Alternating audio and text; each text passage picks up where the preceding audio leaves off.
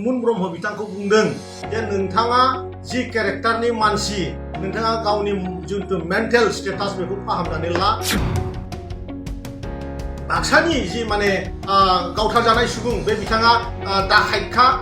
बेखौ गासिबो मिथिगौ थानायाव मिथिगौ गामिनि रायजोआ मिथिगौ बेखायनो जाय मानसिया गाज्रि दाखाइ बे मानसिया गावथार जानायाव जेबो साननांगौ गैया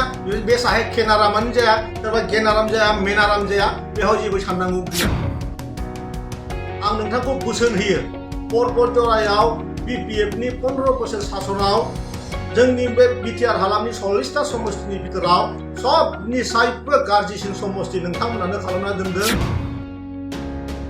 मानसि बुथारनायनि जे हाबाफारिफोरमोन सोरनि सरकाराव जादों बेखौ मोजां मिथिगौ 1000निबो बारा मानसि बिपिएफनि सरकार समाव बुथारनाय जादों मोनसे निउस जों नुनो मोनदों बे जाहैबाय परबतजरानि एमसिएलए मुनमुन ब्रह्मआ बिटिआरनि चिफ बिथांखौ दिनै जोबोद सोमखारिदों आसलते बिराद लासिंसिं बाथ्रा आरो बिराद लाजिनांगौ जाय मानसियानो केरेक्टार लेस जेरावनोखि मानसि समाजखौ मुगैनानै जुमुदै गारनो हाग्रा बिटिआरनि रायजो राजाखौ जुमुदै मुगैग्रा मानसि आरो जाय बेकग्राउन्डनिफ्राय फैदों जोंहा सन्देह दं बिथाङा माबायदि माने रिलेसन लानानै थांनानै दङ बे मानसियानो दिनै लासिंसिं माने मानगोनां जोंनि प्रमद सार बिथांखौ जाय मानसियानोखि 15-20 बोसोरनि समसिम जोंनि जाथिखौ बोखांबोनो थाखाय सिलाय लाग्रा मानसिफोरखौ फोजोबनो थाखाय शान्ति लाबोनो थाखाय खामानि मावनाय बिथाङा गाज्रियैनो सोमखारिदों बेखायनो आं मुनमुन ब्रह्म बिथांखौ बुंदों जे नोंथाङा जि केरेक्टारनि मानसि नोंथाङा गावनि जिथु मेन्टेल स्टेटास बेखौ फाहामनानै ला साइकेट्रिकनि हस्पिटालाव नोंथाङा थांनांगौ आरो नोंथांनि जि एक्टिभिटी जि माने व्यवहार पाति बे एकदम नर्मेल नङा कमप्लिटलि माने एबनर्मेल आरो नोङो जि रोखोमनि बिटिआरनि मानसिफोरखौ मिसलिड खालामनाय खोथा बुंगासिनो दं सानसे जोङो बेखौबो खोनादों नोंथाङा बिटिआरनि चिफनि अबेबा मोनसे खथायाव माबा फैसा सानग्रा मेसिन दङ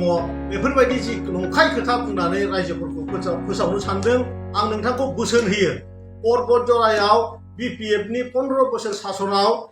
जोंनि बे बिटिआर हालामनि 40टा समस्तिनि बिथोराव सबनिसायबो गाज्रिसिन समस्ति नोंथांमोनानो खालामना दोनदों रायजो राजानि जि लामा नोंथांमोना फैसा थाखा जाख्ल'जोबनानै बेवहाय जेबो अबस्था दोनाखै नोंथांनि बिगुमै आरो नोंथां बिबोनां नोंथांमोना सानैजों फेमिलि केन्द्रित लोगो जालायनानै बे फैसा माखासेखौ जादों आरो आंहा सन्देह दंबावो नोंथांनि जि दा एमसिएलए फान्डनि 50 लाख करि मोननाय रां नोंथाङा बबे गामियाव न' गंसे लुना होदों बेखौ जुदि जोंनो रायजोफोरनो खोन्थाना होयोबा जों जोबोद मोजां मोनगोन आरो नों जाय बाथ्राखौ बुंदों बिटिसि सलायदों ना बिटिआर सलायदों जों बिटिआर सलायदों बेनि प्रमाणखौ रायजोआ मोनदों मानोना बिटिआर एकर्डआवनो जोंनि जि 9 फुटसिमहालागै एक्सटेनसन जानायनि एकर्ड बे एकर्डआ दङ आरो शान्ति सुक्तिखौ सोर खालामदों बे खोथाखौ बिटिआरनि रायजोआ मिथिगौ शान्ति लुबैग्रा मानसिया सोर बे बाथ्राखौ बिटिआरनि मानसिया मिथिगौ आरो मानसि बुथारनायनि जि हाबाफारिफोरमोन सोरनि सरकाराव जादों बेखौ मोजां मिथिगौ 1000निबो बारा मानसि बिपिएफनि सरकार समाव बुथारनाय जादों आरो दा जोंनि नैबे बाक्सानि आरो उदालगुरिनि जि नोंथांमोना बुंबाय थादों बे बाथ्राया बाक्सानि जि माने गावथार जानाय सुबुं बे बिथाङा दाखाइतखा बेखौ गासिबो मिथिगौ थानायाव मिथिगौ गामिनि रायजोआ मिथिगौ बेखायनो जाय मानसिया गाज्रि दाखाइ बे मानसिया गावथार जानायाव जेबो साननांगौ गैया बे साहे केनारामानो जाया सोरबा गेनाराम जाया मेनाराम जाया बेयाव जेबो साननांगौ गैया गाज्रिया गाज्रिखा आं बेखौसो खावलायदों हाथियार लानानै हाथियार दैहो आरो जोंनि ओनसोलखौ गुदुं खालामनाय जि षड्यन्त्र खालामबाय थानाय माखासे मानि दैदेनगिरिफोर दङ बेफोरबायदि दैदेनगिरिफोरखौ जोंनि समाजनिफ्राय बख'नानै गारहरथारनांगोन आरो मालायखौ दाय होआगारा परबतजरा समस्तिखौ डेभेलपमेन्ट खालामनायनि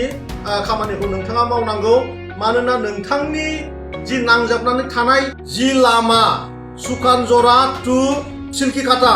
बे लामाया जोंनि गुडविल मिशनजोंनो मावजानाय आरो बेनिफ्रायबो गरायमारि टु सिलकिकाटा 12 किल'मिटार लामा जायखौ 17 बोसोर बिपिएफआ मावाखैमोन बेखौबो जों दिनै गुडविल प्रजेक्टजों मावखांबाय आरो बेबायदिनो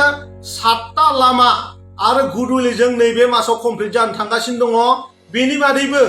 हाजासे मानि लामा जों फैगौ बोसोराव पर्बतझरायाव खामानि मावनो थांगासिनो दङ 10 करोड़ टाका होनानै जोङो गामि गामि मिटिं जानायनि मोनसे आसनि लानानै मैया नोंथांनि समस्थियाव